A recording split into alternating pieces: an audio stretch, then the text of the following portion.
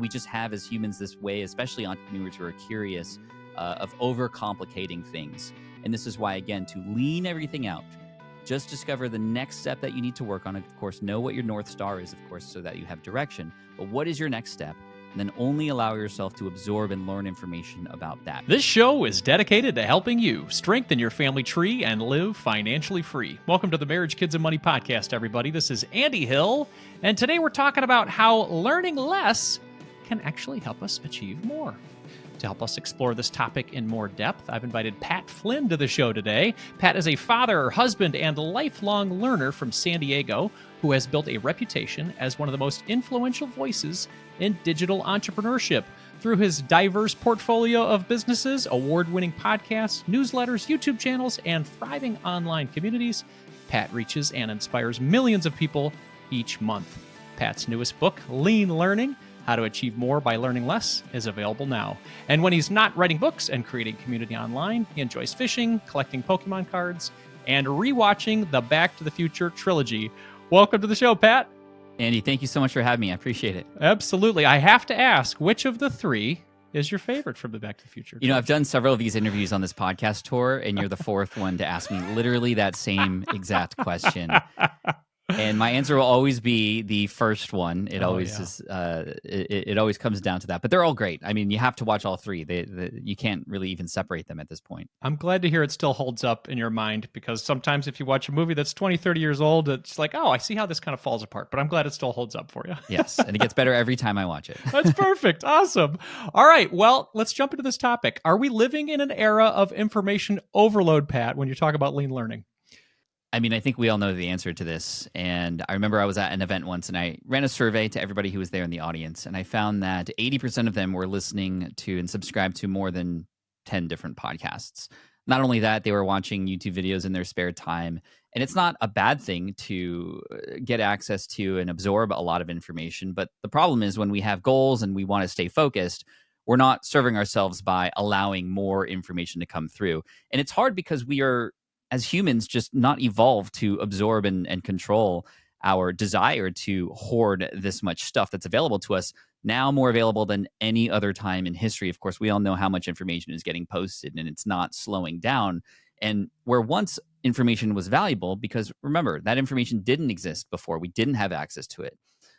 When you had an Encyclopedia Britannica in your house, you were actually seemed as more smarter because you literally paid to get access to information that others couldn't. However, we all have access to the same info today. And if info were the answer, we'd all be successful, but we're not. Not only now are we at a buffet line of information and we're putting more and more of it on our plate. As a result, we're getting obese with info. We're slowing down. We're being force-fed information, right? With algorithms that are just putting stuff in front of us that we didn't even know we needed. And of course, we gravitate toward it. And so this book was written to help us navigate the new world we live in. I primarily wrote it with my kids in mind, who are entering adulthood soon. 15 and 12, my kids are. And the world is far different than the one you and I grew up in, Andy. And this is to combat all of that with not just how to stay focused and take action, but how to navigate like the world of great information. I mean, there's so much good stuff out there. And this idea of finding what I like to call just-in-time information versus just-in-case information is really the big distinction and one of the main principles coming out of this thing. So there's a lot of things we could talk about. I'd love to know where I can serve you and your audience best, but that's really the gist of it, because I mean, even with the world of AI coming in to narrow the playing field for what is valuable, it's your ability to learn quickly and to acquire skills more rapidly that's going to be more valuable than just kind of knowing more things. Yeah, I'm thinking about the parents that are listening right now that are constantly feeling pressed for time and the stress that's involved in their lives. And, you know, as you're driving to work or going on a run or whatever, that those micro moments of time that you do have, we're seeming to fill that with more information overload. And this, in your opinion, is doing us an injustice. Correct. I mean, the number of TikToks we follow, Instagrams, podcasts we listen to, each of them is an opportunity for us to then get pulled away from the things that we've already committed to and said yes to. And the more we say yes to some things, that's also a no to something we've already said yes to, right? So I like to call them junk sparks. We have so many opportunities to get junk sparks in our lives, things that pull us away because it's a dose of a dopamine hit or inspiration that pulls us here, and then we get another one over there, then we get another one over here, and as a result, our energy is dispersed, and the thing that we once committed to now no longer has the energy or time or commitment and discipline required to actually see it through. And as a result, and a lot of my own entrepreneurial students have felt this idea of like, I'm putting in so much work, but I'm not getting any results. And a lot of times when we break it down and see exactly where their time is being spent and what they're learning about, it's no surprise why they haven't gotten results, because they're learning about 100 things when they just need to know the next step and the next thing. It's important to know your North Star and your why. That's another important guidepost in your life, is your why, so you're not wandering aimlessly. But even within the things that we know we should be focused on, we can break it down and focus on just that next step, trusting the fact that we know that the resources for the next step after are so readily available for us, right? And that's the hard thing that we have to deal with, because we have this FOMO. We feel like we have to learn all the things first and absorb everything we can about the thing we're about to dive into, just because it feels safer. But then as a result, we get overwhelmed, confused, never take any action at all, and just kind of left wondering, why hasn't it happened yet, even though we're seemingly absorbing information about it. It's the actions that you take, the mistakes that you make, the learnings that happen in the moment that give you more value than you learning everything there is to learn about something and then probably not even taking any action at all. Yeah, I think there are a lot of people listening that are feeling your words right now. Let's talk about lean learning. What does that mean? I know that's the big concept in your book. Yeah, so lean learning is to narrow things down to what your next steps are, finding the correct resources, maybe one mentor, one guide, one online course, one person to listen to guide you through those next steps, and focusing on that. So I'm going to tell a story that I tell in the book about two gentlemen who I used to work with, Terry and George. These are both coworkers of mine when I was in the architecture space before I got laid off in 2008. And every Sunday we would go play golf. We had a 6:30 tee time at the Alameda Golf Course in the Bay Area, and golf was a fun escape from work for me. And we were pretty competitive, but my friends Terry and George had completely different learning styles. Terry was more the person who was subscribed to all the golf magazines. He watched the Golf Channel. And of course, he had like a putter in his office and would kind of practice during the day. And he wasn't that great. You might think on paper that he was, because he was learning about all these things. But as a result, even just imagine in one golf magazine, you learn from one article about how to hit a driver in this one. And then later in the magazine, there's another strategy that is completely different. The truth is, there are many strategies that will work, but if you try to learn all of them at the same time, they won't. Whereas George, he was somebody who would be more hyper-focused. He, number one, got private lessons, and then number two, would micromaster the different parts of golf one at a time until those skills stacked on each other. So he wouldn't just go out and practice and do all the things. He would, with guidance from his coach, focus on, for example, his medium short game for 2 hours, right, during a session, or how to read greens for one session, just until he mastered it. He learned about it. The books that he was reading was about just that thing alone, and this allowed him to kind of then embody that learning and put it into his skill stack to then move on to the next thing later. I practiced the same thing when it came to public speaking, right? Public speaking was something I was deathly afraid of, and so number one, a strategy that I talk about in the book is called voluntary force function, putting yourself in a situation of a little bit of heightened pressure just outside of your comfort zone to finally force yourself to make decisions and do the thing, right? If you don't put yourself in that situation, you can always put things off till later, which most of us do. However, by selecting a date that I was going to go speak on stage in 2011, I was driven to finally figure out how to do this and do it well. I was also tapped into certain resources and people who were experienced and just went right to them. They had gone down that same path I was now going down for the first time once before. So they all pointed to a direction that was very helpful for me, which was a particular book called Stand and Deliver by Dale Carnegie. And that became my one sole resource to help me in my very first talk. I didn't buy all the books at Barnes & Noble. I just bought that one, and I learned from that. And then finally, having that date approach forced me to practice and rehearse and have a little bit at stake, which again took me out of my comfort zone to actually do decent on my first go. And I was definitely afraid again, but that one talk then inspired me to do now, since then, nearly 400 other talks. And I now get paid 5 figures to speak on stage, something I never thought I would do. And then while speaking every time now, because I've had so many reps doing this, each time I go into it with a different hyper focus, just like George did with his golf. So I might go into a talk and focused on just what do I do with my hands today? I'm going to learn all I can about what do I do with my hands during this during this talk. And I'll give the talk, but I'm going to learn from people who do really well with their hands to emphasize what they're speaking about and to engage more with their audience on stage. And once you learn that, you can move on to the next thing. I'm going to learn how to make the best slides possible to support my talk. Okay, who's doing slides really well? Let me learn from Nancy Duarte, who would run slides for Steve Jobs and his work through her book Resonance, which is a really great book. And that again was a resource that I picked up because that was the thing I was focusing on at that time. One more example, I had launched an ebook in 2008 to help architects pass an exam. This was my very first guide that I ever created and first online business that I had. And I had this idea to write a study guide. I had never written a study guide nor sold anything online before. And if I had gone through the entire process of learning about all the things I needed to learn about sales, marketing, writing books, designing books, etc., I would have completely not done it. But all I knew is for the first step, I just had to get this thing down. So I opened up Microsoft Word. I asked myself the keystone question I talk about in the book, which is if this were easy, what would it look like?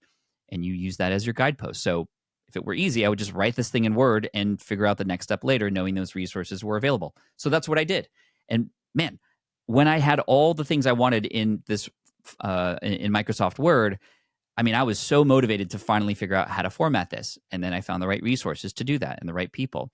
Then after that, I had the even more motivation to now finally sell it because I had the thing in my hands. I just needed to know how to get it on my website to sell. So I found some resource for that. And I got a PayPal button on the website, but I needed a sales page. So I needed some resources for that.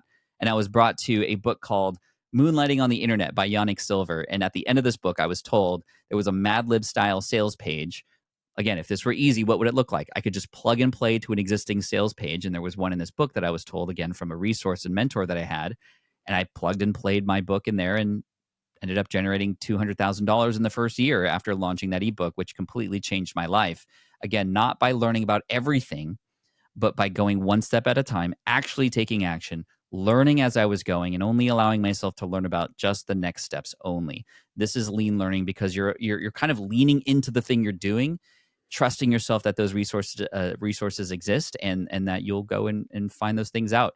And embracing failure, embracing the understanding that mistakes are a part of the process, which is very different from how I grew up, which was in a world of, A minus, why not A? Sure. Right? Was the sort of phrase. Yeah.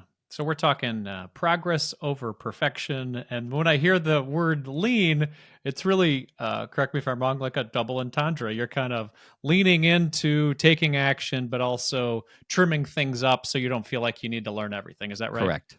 Excellent. Leaning out the information that you're absorbing. When you think about our bodies and health, like being lean is almost at your peak in many ways because you are lighter, you are faster, and you're able to, also have a lean diet. All those things kind of play a role. And yeah, double meaning for sure. I love it. Well, this is ultimately going to leave more time in our day when we do some lean learning because we've got all of a sudden we're realizing, okay, I don't need to focus on this this video that will tell me everything I need to know specifically about this topic. If I take action, then I will learn from it. How do we now utilize this extra time in our day? Let's talk to the solopreneurs out there, people who are starting their business and trying to make use of all the time that they have. Yeah. How can they better use their time to make progress in their small business? Well, ironically, I'm going to tell you to not just add more business work in that extra time, generally speaking, especially for the students that I work with. Often they fill in that extra time with more work because they feel like they have to stay busy all the time. Mm-hmm. There's a lot to be said for taking that extra time you get back and putting it into your health, putting it into just having some space in nature. I mean, that's what I do. That's why I love fishing so much. It takes me away from the work so that when I come back into it, I'm that much more energized. So focusing on your relationships as well is really key because when it's great at home, your work is that much more creative and you have that much more energy behind it. I know that when things are weird at home or like there's stuff going on or somebody's sick, it's hard for me to do my best work. So again, trying to position myself and my environment and the people around me in a way where that can support the work and help me be in my best creative self. So that's number one. However, if you're just starting out, of course, you're going to be curious about, well, what can I do with these moments in my day to make progress? And I have a strategy that, again, if this were easy, what would it look like? A lot of people go, okay, well, I need to find 1,000 customers to buy this product and whatever. Why don't we bring it down to simplicity? Pick a target market or niche that you're in. Many of you probably know what that might be already. You might be in that niche or somebody who was once in that niche. And I know it's pronounced niches, but it doesn't rhyme as well when I say the riches are in the niches, which is the truth. And then go out there and find one person, whether in a community, you might know this person already. Find one problem that one person has and help them solve that one problem. This is the 1-1-1 strategy. One person. If you can't find one person, then how are you going to find 1,000, right? That exercise alone will help you find out where these people exist and where they show up. And you're starting to build this map of this community that you are getting involved with. So that's one person, one problem. They might have many, but go out there and see what they're having conversations about, see what they're asking about. Go and even ask yourself, what's the biggest challenges you're having right now? And find the one problem that you feel connected to that maybe you've overcome once before or that you want to help that person through. One person, one problem. Help that one person get that one result. Help them transform or get to that point where they're now beyond that problem, or something is now made more convenient because of you. And this whole exercise alone, just with one person, is going to do a number of things for you. Like I said, find those people. Number two, how to talk to them, how to discover more about them, how to even help them through. And you're going to learn about what it's like and what the roadblocks are that you can then help others later, because you're working with this one person who's getting a lot more of you than you would normally give, more of a group of people. So they're getting a benefit. There's benefit for them to work with you and you to work with them. But the biggest thing that happens is when you get them that result, yes, you'll get a testimonial and you can use that in your marketing later and all this great stuff. But it truly unlocks that confidence in you. And no longer could you ever ask yourself, well, is what I'm doing actually going to work? Right? That's the biggest thing a lot of solopreneurs have to struggle with, which is this work even matter? Or is this actually going to work or help somebody? Is this like, now you have a proven result, and now you can take that one result and amplify it into 10 and amplify it into 100. And that is by far the best way to get started. And using that extra time to go and help and find that person is going to be the best thing to do. A lot of people ask me, Andy, like, if you had $1,000 and you were starting over and you could do any sort of actions to help yourself start a new business, what would you do? I would actually take that money and fly to a conference or a convention related to that target market that I'm curious about and just get involved. Because when you get involved with stuff, you are now invested. And when you can get invested in helping and serving those communities, you will find your way into how you can serve people, whether it's more hands-on or hands-off or whatever it might be. Don't even worry about, is it going to be a course or should I build a community or should I write a book about it? That's step 12. Step 1 is, who are you serving? Help a person through something and then amplify that once you discover. You might also discover through that, Andy, that like you didn't like helping that person. Like it didn't light you up. What an amazing thing to realize early on before you invest time and money into building an entire business around that. Now you can pivot and move past that and into something else. And of course, you've learned stuff and probably have some more confidence already. Absolutely. I mean, it seems so obvious, but sometimes when we go where our brains lead us, we go in the opposite direction. Why do you think, I guess, psychologically, that people who want to start their first business or grow a solopreneur business want to focus so much on the learning portion, or maybe even what the business card looks like or the website well before those interactions? Why do we do that? We do it because in many cases, those are the fun parts. I mean, it's cool to see a business card and the letterhead and the logo made, but like that's just the logo. Anybody can make a logo, and you can do that in seconds with AI now. So how does that differentiate you? It doesn't. Those become ways to put a mark on the things that you are actually about, and that comes later, right? A lot of it is also fear. It's procrastination as a symptom of fear. It's learning as a symptom of fear because you're worried that you're not going to, do the right things. But again, it's that mindset shift of, Well, it's by doing that you will learn the right things. It's how you will understand when to pivot or persist depending on the actions that you take. And a lot of times, this is why a section of the book in the middle is all about finding the right champions around you, your peers, your colleagues, mentors, because you cannot read the label when you are inside the bottle. And we just have as humans this way, especially entrepreneurs who are curious, of overcomplicating things. And this is why, again, to lean everything out, just discover the next step that you need to work on. Of course, know what your North Star is, of course, so that you have direction. But what is your next step? And then only allow yourself to absorb and learn information about that. Because as soon as you say, well, I'm going to learn about as much as I can in and around this, now you're getting pulled away from that. And if you can focus, even for a period of time, on just a specific effort, you will see results that will then allow you and even guide you to what those next things you need to learn about are.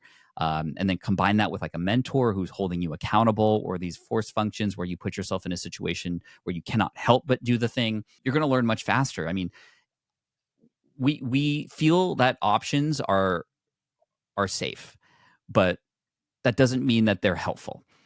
Case in point, as a fisherman, I recently learned how to fish with a jig. A jig is sort of an artificial bait with like a skirt on it. It's pretty difficult to learn, but you have the biggest and best fish opportunities using a jig because of just the shape of it. But it's really hard to master. So when I tried to learn the jig at first, I'd bring all 5 of my rods out on the boat, and I'd start with the jig because I wanted to learn that, and then I wouldn't get a bite, and I'd go, okay, well, I don't want to waste my time out here. I'm going to go back to Old Reliable and go back to drop shot and catch fish that way. And of course, I would catch fish and then go, okay, see, maybe I'm not meant to learn how to do the jig fishing. But I knew that because I was giving myself these other options, because I brought these other rods on the boat with me, I could always fall back on that when things got tough. So what did I do to actually learn? I went out on the boat and brought nothing but jigs with me. So I literally couldn't do anything but the thing that I really wanted to learn. And so halfway through the day, no bites. It's okay. But you know what? I kept going because that was literally the only thing I could do. I wasn't going to go home. I wanted to fish. Of course, a bad day of fishing is better than a good day at work, they say. Well, come 2 p.m., I get my first bite. I actually felt something on the other end. Oh my gosh, the confidence levels just kind of shot through the roof, even though I missed the bite.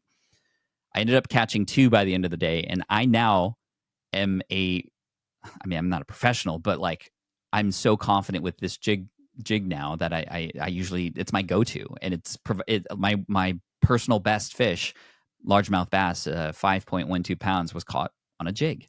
And that only happened because I put myself in a situation to do nothing but learn the thing I wanted to learn and force myself to do that. So that's another example. That's great. I love that. Now, there's somebody listening at the beginning of our interview, and you heard them, or you mentioned maybe they have 7 podcasts, 10 podcasts that they're listening to, and that really resonated. They said, "Hey, that's me. I'm trying to learn about a topic and trying to figure this thing out. What's an alternative then? Hey, I'm driving in the car or I'm running and I'm listening to this stuff. This is helping me out. What's an alternative to that situation so they don't feel that information overload? Should they be considering other topics that serve their lives better? What would be your suggestion?" Yeah, my suggestion would be, again, to first understand what is your next step. What is the next thing you need to know about or want to learn about? Find one resource. It might be an audiobook about that specific thing. It might be a YouTube video, not even a channel, but like a specific video about that thing. Let's say, for example, you want to learn about sales funnels. Like, that's pretty specific, but let's break that down even more. It's people coming to your website, and then some of them joining your email list, and some of them opening those emails, and some of them clicking the links in the emails. Every one of those steps could be something that you can learn about and hyper focus on. So giving yourself a period of time, let's say I'm going to give myself 10 days to learn just about subject lines for emails. And I'm going to go all in on that and find who are the best people out there. And I'm going to read just chapter 7 and 8 of this one book because that's the chapters about subject lines of emails, right? How often do we read entire books and take action on the one thing? And again, maybe even overload ourselves with all the other stuff too, right? Imagine how much time you could save and how much action and results you could have if you just took the parts that you needed and then did the thing. So in terms of like in the car, put that podcast episode on from that one creator or that YouTube video that's about that thing to either reinforce the things you're already learning or understand what your next steps are, and then go do the thing. right? And then I think that's important. The other part of this is like, you don't always have to, with the moments of time that you have free, keep learning about that thing. Because a lot of times what you need to do is just take action on it. And there are ways to combine those moments, like in the car, for example, with taking action. It could turn into a brainstorming session. You put on ChatGPT voice and you say, hey, ChatGPT, you are this collaborator with me on this project I'm working on, and you and I are going to talk through this project together that I'm focusing on right now. And, test my ideas, question my thoughts, and we can have this 30-minute conversation on the way to work. And it's just like you had a collaborative partner in there with you to brainstorm this, so that by the time you arrive at your destination or come back home, you already have some direction and have gone even deeper. That's what this allows you to do. By leaning out your external, non-important learning, you can actually go deeper into the things that you are learning about and reach levels that you couldn't have before. So that would be my recommendation. And the other thing is, listen to good music.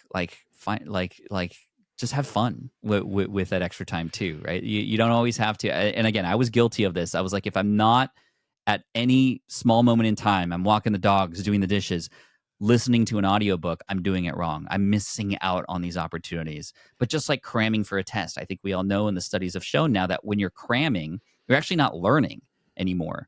You're just kind of fitting it in for the test that you're taking the next day, and then you immediately forget it. Versus imagine for an entire week or an entire month, you're absorbing just about the small next thing that you can master, and then add to your skill stack from there.